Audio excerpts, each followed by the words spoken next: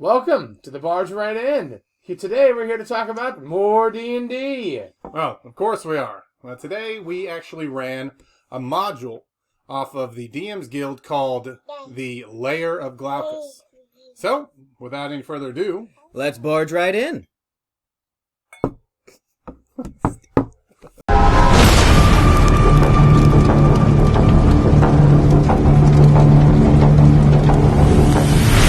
Hey there. So, today we are going to be discussing a module called the Lair of Glaucous by creator Jeff C. Stevens. Now, Jeff has worked with me a few times and with King Potato here, our guest. Aye. King Potato was a tester for this particular game, and he also helped play along with Josh, and I DM'd. Now, the game itself is in Electrum status on the DM's Guild, means it sold over 250 copies, yeah. Right? And that means it's done well. The price point was $4.95, so, something you could pick up for less than a lunch, and pretty easy. So we're going to get people's opinions on it, how it was to run, and tell you exactly what to expect from it. So, Jesse, you want to tell them what it's about? Yeah. So the module is a bunch of adventurers are hired. The town is having problems with a growing number of orcs, and there's also a green dragon in the area. So they thought they would kill two birds with one stone, as it were. And they hired the adventurers with the help of a bullywug to go in and frame the orcs for destroying the dragon's eggs. It was quite creative, actually, because it's not your typical adventure where you're going to kill a dragon or you're going to kill orcs. You're using the orcs in a way to get the dragon to kill the orcs. Yeah. So it's kind of a cool twist that way. Yeah, it seems it's meant specifically for more lower level. It had its own system to gauge for you exactly what kind of players you have, how many people, and what kind of encounters they'd run into. So you would be, you definitely don't want to fight the big bad dragon, but there are a lot of ways around having to do that, such as the implication of the orcs, because if you fail to do that, you fail the mission. So, so what do you guys as players, what do you feel like happened? Well, I had a lot of fun with it. The adventure made a lot of sense. It wasn't too complicated. I feel like any gamer can pick this module up, play it, and understand easily what's going on. And I can appreciate that. Being that I myself have ADHD tendencies and have trouble picking up uncomplicated stories, this one was really perfect. I don't know, how did you feel about that? I felt like this module is great. It's definitely something that people can hang on to, and you can push it forward in the story without people getting lost. I think it's a great one for newer players in particular, because there's not too complicated of a storyline, but it's got enough depth to it to have some entertaining value even for older players. Nice little backstory in there, in particular with my favorite part of the whole thing, Glib, the bullywug. Oh man, but it was awesome. Yeah, she was adorable, especially if you play her right. Maybe a little bit better voice acting than I did in this particular case, Unless you make dark humor at her, and then... Oh, yeah, make dark humor. Oh, my goodness. Without spoiling anything, someone really hurt her feelings by making a joke. I mean, that's the players always add that third aspect to a story, and I'm kind of a wacky player sometimes, and that definitely was apparent here. It was funny. It could have been very run by the numbers. It could have also had a whole lot more branching and more combats. But just with throwing in some wacky players and some bad rolls added together for some interesting hijinks just by the part where they climb a tower, So ended up being one of the most difficult parts that shouldn't have been. Yeah. So, as a tester, what are some of the things that changed that you can tell us without, giving away any of the storyline? So the module is definitely a little bit more open. was a little bit streamlined. There were a few sections that were cut out that I did see in testing, and I would like to have done those. But I think the way that he rearranged the module and added, the side quests where he did, I think it was definitely a good change. Yes, as a DM in particular, there were some interesting parts that could be added or taken out for the flow of the game. It gave you some time, rough time estimates for each part of it, and so you could kind of guess exactly how long your game was going to be. Or if you felt that it was going on too long, you could take certain parts out, etc., and still get the feeling of the story. In our particular case, we did take a bit longer than it said it would be. The estimated time was supposed to be 2 to 3 hours for the base storyline, none of the additional parts. I only added in one small part that was just an interesting roleplay opportunity that they could have skipped. But other than that, that part didn't really add more than maybe 30 minutes to the game. And we ended up playing for roughly 5 hours. About 5 hours, yeah. Yeah, so it was a little longer than it said it would be, but that's not terrible unless you were trying to play a 2-hour game for sure and had a strict time schedule. Well, and I think one of my favorite parts about it is this is an adventure that you can meld into any campaign. The cities and things that were named in the module itself, they were few and far between enough that you could mix and replace. Oh yeah, the village. Your own campaign. The village that hired you didn't even have a name, and it only kind of mentioned where it was between two major parts of the world. And honestly, it could have been anywhere that was forested and had mountains nearby. Anywhere a green dragon would, take Lair to. So. It is nice that it was something you could fit into a regular campaign. If you like to do that, you could even piece together other campaigns through these modules, which is an interesting concept to me. Mm-hmm. In this case, it still was a nice adventure in and of itself. It had a beginning and an end, and a satisfying victory for the players, and even a nice optional part where you could go through Glib's storyline and help out her cause. What an emotional storyline that is. Oh yes, if you actually get into it, it was very, very good, very well thought out, very small details that if your players pick up on it will open up. You might need to prod them a bit because ultimately she's just the guide for you to get to the lair, but she does have a lot of deep story that could potentially be, in my opinion, more fun than just going in and doing the mission of implicating these orcs. So, was there any major change otherwise through it that they'd mentioned? Any other changes you might still want to have seen? Nothing that I can think of. The module is really well written. The combats are challenging, and the other things. You guys did roll pretty poorly most of the time, so. Well, even then, it gives you enough of a challenge that even a party that would be more assertive in their combats definitely would still have a challenge. Yeah, we had all experienced players at the table today.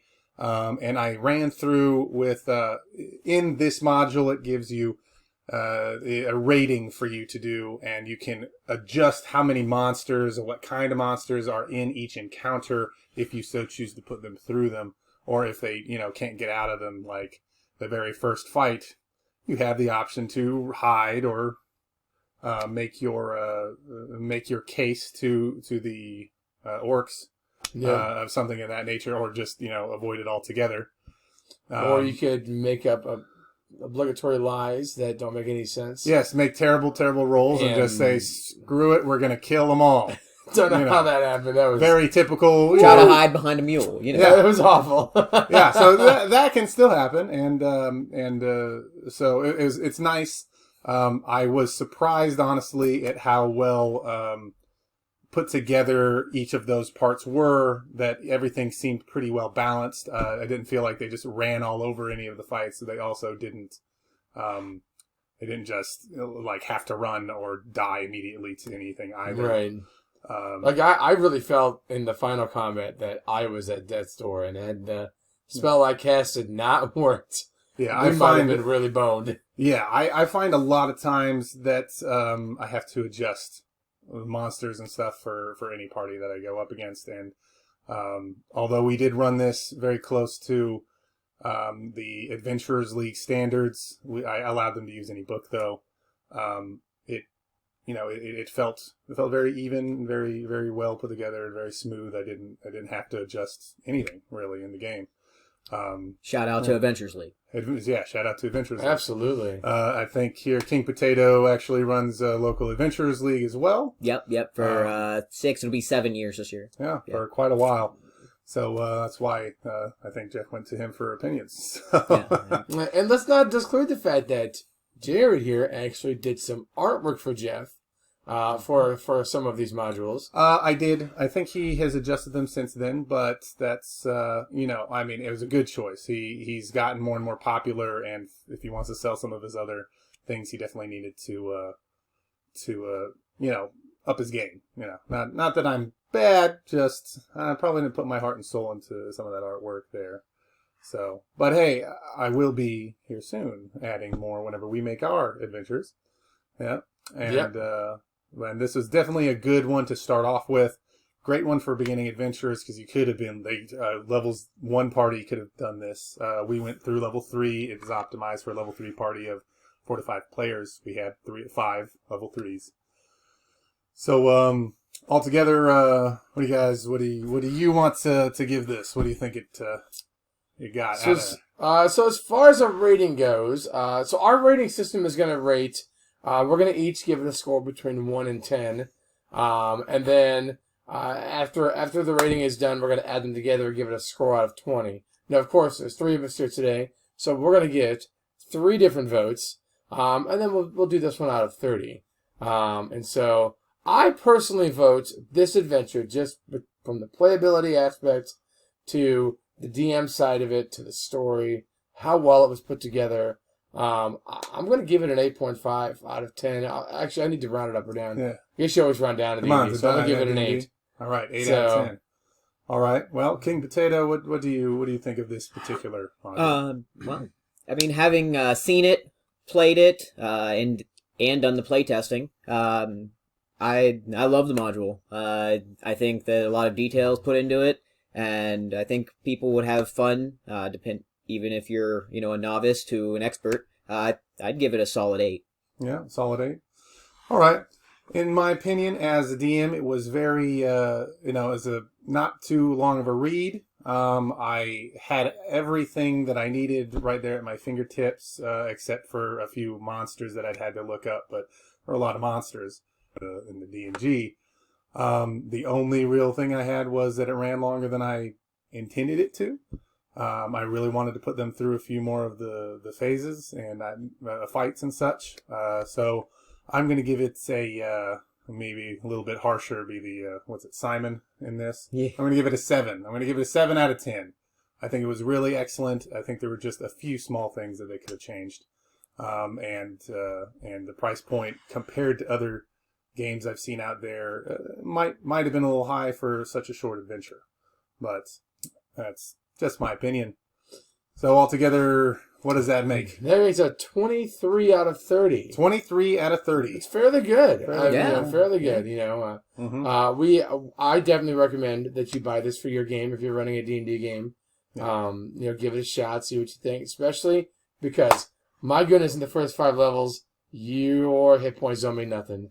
You need adventures that are good for the players. Yeah, have interesting parts to it that aren't just fights. There were definitely a lot of those. We might tell you a few little spoilers here at the end after we finish the video. But if you want to stick around after we ask, then please go ahead, like, comment, subscribe, and we'll see you again next time. Here at the Barge Right In. Thank Barge you. Right In.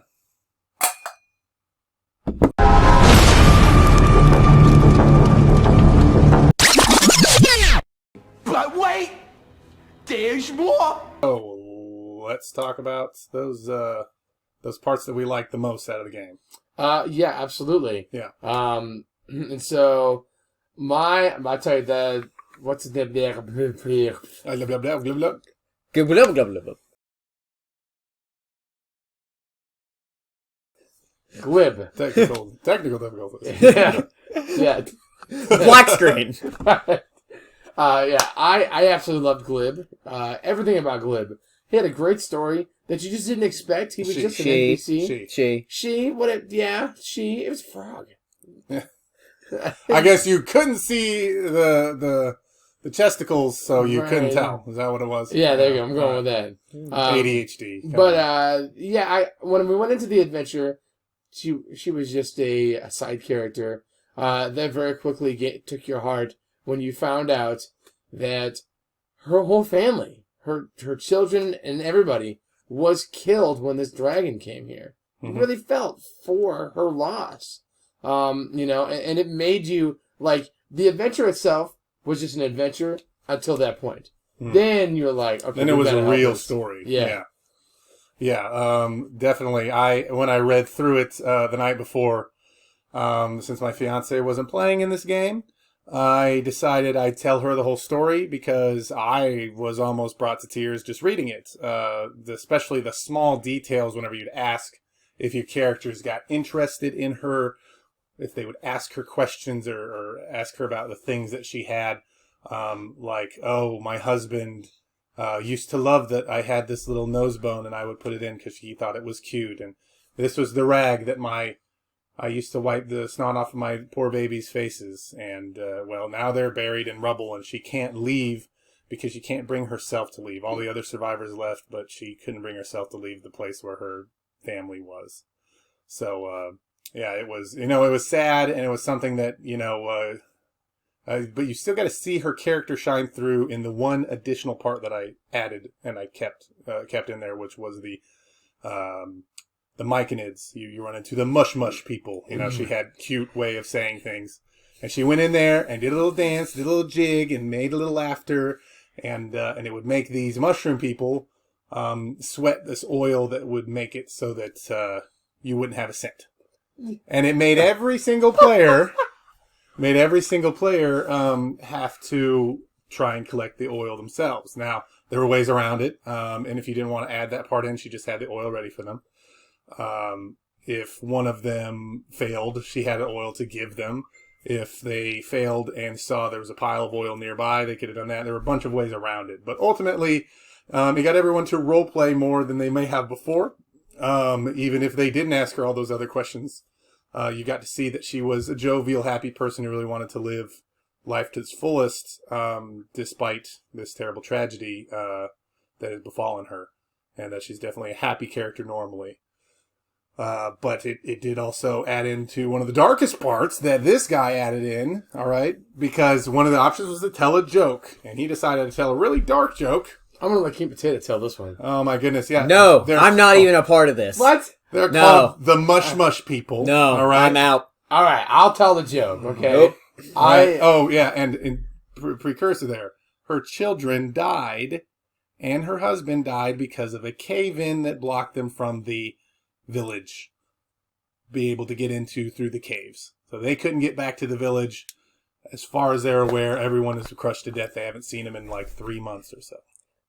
My character beat him for this joke. Oh, yeah. Physically beat him. So, what do you call a pile of bullywogs trapped underneath a pile of rubble? Call them mush.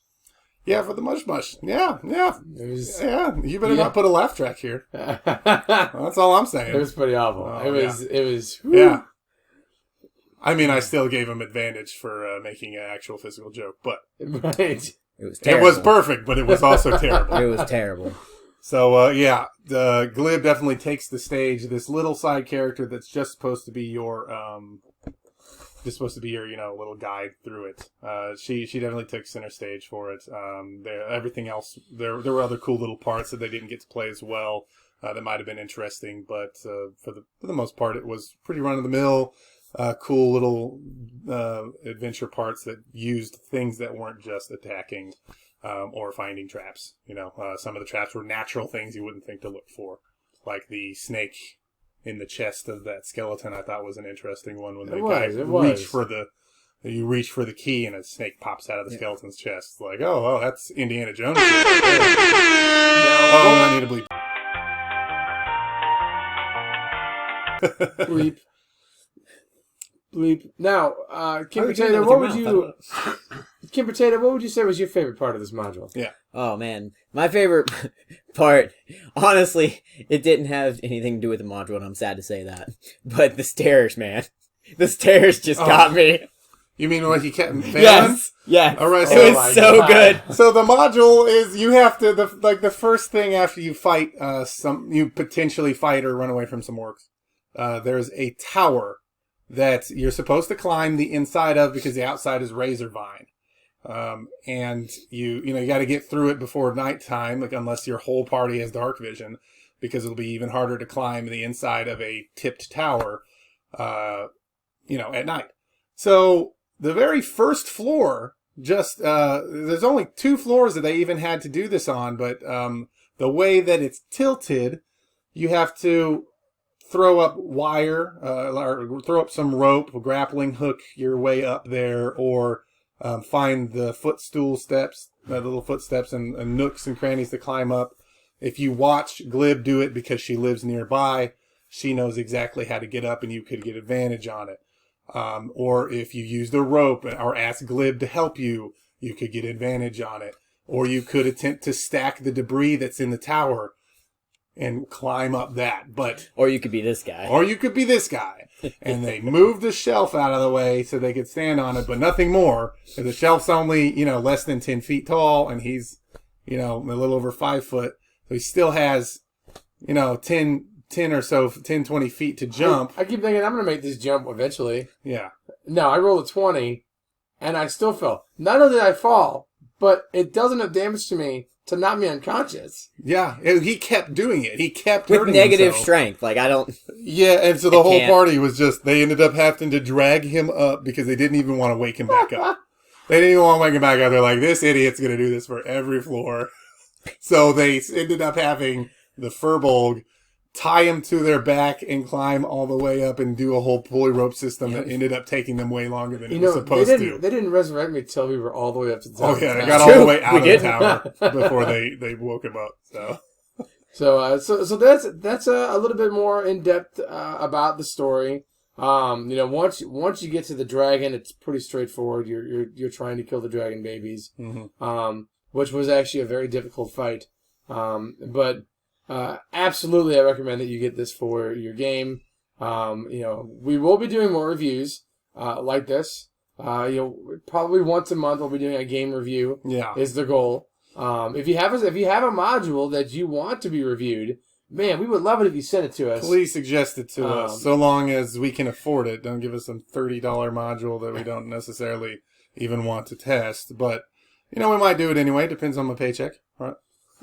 We're gonna cut if that you part really out. ask, yeah, sure, yeah, cut that part out. Right, cut that part out. Yep.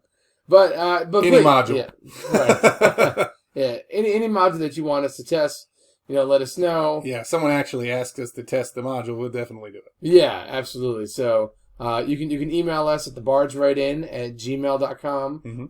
The email is always in the description below. Or you can just leave a comment about one that you've seen or you want to see tested. Yeah, on Facebook or YouTube. We got our Facebook page, which is The Bards Write In. And depending on how many likes or comments we get about this, in the future we could push to doing more than one a month. It's always possible. And so just let us know if you like these reviews and we'll go from there, all right? Oh, yeah. All right, thanks a lot, guys. One more for the team. All right, one more. Okay, to spoilers. Yep. Spoilers.